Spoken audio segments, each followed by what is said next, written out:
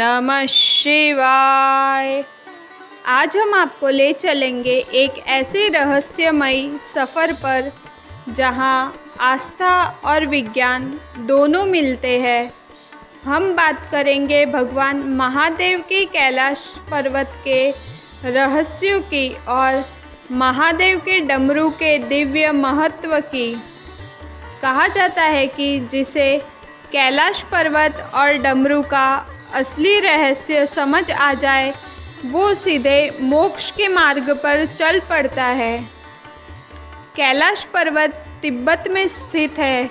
समुद्र तल से लगभग 6,638 मीटर ऊंचा है। यह पर्वत न तो दुनिया का सबसे ऊंचा है और न ही सबसे कठिन, लेकिन इसकी दिव्यता इतनी है कि इसे विश्व का आध्यात्मिक केंद्र कहा जाता है। 4 महान नदियाँ सिंधु, ब्रह्मपुत्र, सतलज और कर्णाली यहीं से निकलती है। हिंदू धर्म में इसे भगवान शिव का निवास कहा गया है। जैन धर्म में यह अष्टापद तीर्थ है। बौद्ध धर्म इसे माउंट मेरू मानता है। ऐसा माना जाता है कि यहाँ समय और स्थान दोनों ठहर जाते हैं।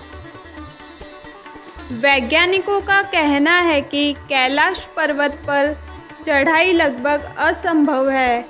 पर्वत की सीधी खड़ी चट्टानें और मौसम की परिस्थितियाँ इंसानी शरीर को नहीं सह पाती।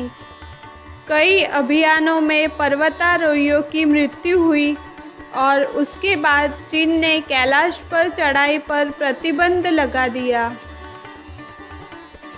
कहा जाता है कि कैलाश पर स्वयं महादेव ध्यान मग्न है और कोई भी मानव वहां जाकर उनकी साधना को भंग नहीं कर सकता।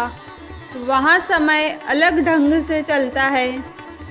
कई यात्री बताते हैं कि कैलाश के पास घड़ी तेजी से चलने लगती है। यहाँ 2 झीलें हैं, पहली मानसरोवर और दूसरा राक्षस ताल। ये दोनों झीलें सदा से अच्छे और बुरे के संतुलन को दर्शाती है। प्राचीन ग्रंथों में कैलाश को ऊर्जा का केंद्र बताया गया है। इसे ब्रह्मांडीय यंत्र कहा जाता है, यानी पूरे ब्रह्मांड की धुरी। जो भी साधक यहाँ ध्यान करता है उसका मन सीधे ब्रह्मांड की शक्ति से जुड़ जाता है। अब बात करते हैं महादेव के डमरू की। यह कोई साधारण वाद्य यंत्र नहीं है। जब महादेव तांडव करते हैं तो उनके हाथों में डमरू बजता है और उसकी ध्वनि से पूरा ब्रह्मांड झंकृत हो उठता है। कहा जाता है कि जब शिव ने डमरू बजाया तभी संस्कृत व्याकरण के 14 महेश्वर सूत्र प्रकट हुए, यानी शब्दों और भाषा की उत्पत्ति शिव के डमरू से हुई। इसका अर्थ है कि सृष्टि की पहली ध्वनि ओम शिव के डमरू से ही प्रकट हुई है। जब डमरू बजता है तो उससे निकलने वाली लयबद्ध ध्वनि तरंगों और कंपन का निर्माण करती है। यही कंपन ब्रह्मांड की ऊर्जा का मूल है। आधुनिक विज्ञान भी मानता है कि पूरा ब्रह्मांड वाइब्रेशन और ऊर्जा से बना है। डमरू का ऊपरी हिस्सा आकाश और निचला हिस्सा पृथ्वी का प्रतीक है। बीच में जो डोरी बंधी है वो जीवन और मृत्यु के चक्र को दर्शाती है।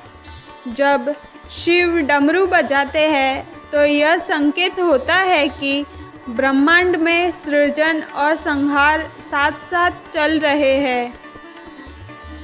कैलाश पर्वत और डमरू दोनों ही ब्रह्मांडीय ऊर्जा के प्रतीक है। कैलाश स्थिर है, ध्यान, शांति और समाधि का प्रतीक है। डमरू गतिशील है, ध्वनि, सृष्टि और परिवर्तन का प्रतीक है। जब एक साधक कैलाश की ओर देखता है तो उसे शांति का अनुभव होता है, और जब डमरू की ध्वनि सुनता है तो उसे ब्रह्मांडीय ऊर्जा का अनुभव होता है। यही कारण है कि शिव को योग और संगीत दोनों के जनक कहा जाता है। कैलाश पर्वत और महादेव का डमरू केवल आस्था की बात नहीं है, ये ब्रह्मांड के गहरे रहस्य है। कैलाश हमें सिखाता है स्थिर रहना, साधना करना, और डमरू हमें सिखाता है ऊर्जा और परिवर्तन को स्वीकार करना। इसीलिए जब भी हम ओम नमः शिवाय कहते हैं तो हम शिव से प्रार्थना करते हैं कि हमें शांति भी दे और ऊर्जा भी दे। अगर आपको महादेव के इस दिव्य रहस्य की यात्रा अच्छी लगी हो तो वीडियो को लाइक करें, शेयर करें और चैनल को सब्सक्राइब करना न भूलें। ओम नमः शिवाय।